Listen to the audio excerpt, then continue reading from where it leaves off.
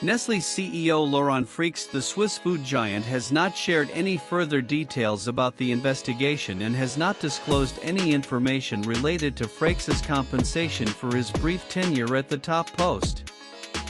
Nestle, the world's largest food company, has fired its chief executive officer CEO, Laurent Freixe, after an internal investigation found that he was engaged in an undisclosed romantic relationship with a direct subordinate, in violation of the company's code of conduct.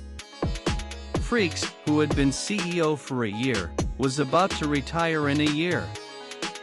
The Swiss food giant has not shared any other details about the investigation and has not disclosed anything related to Freixe's compensation for his short stint at the top post. "This was a necessary decision," said Chairman Paul Bulck. "Nestle's values and governance are strong foundations of our company."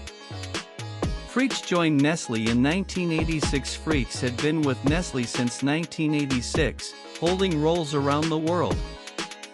When the FMCG giant revamped its geographic structure in January 2022, Freixe became CEO of Zone Latin America. In August 2024, he was appointed to replace then-CEO Mark Schneider in the top role and took charge on September 1, 2024.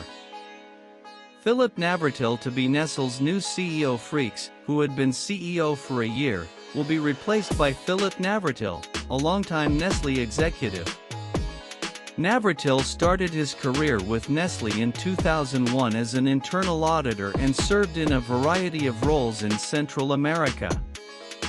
In 2020, he joined Nestle's coffee strategic business unit, and in 2024, he became CEO of Nestle's Nespresso division. Company facing a string of changes. It's the latest in a string of personnel changes for the company. In June, Bulck, a former CEO who has been chairman of the board since 2017, said he wouldn't stand for re-election in 2026. In April, Steve Presley, an executive vice president and CEO of Zone Americas, announced his retirement after nearly 30 years of service. Based in Vevey, Switzerland, Nestle has been facing headwinds similar to those of other food manufacturers, including rising commodity costs and the negative impact of tariffs. With AG.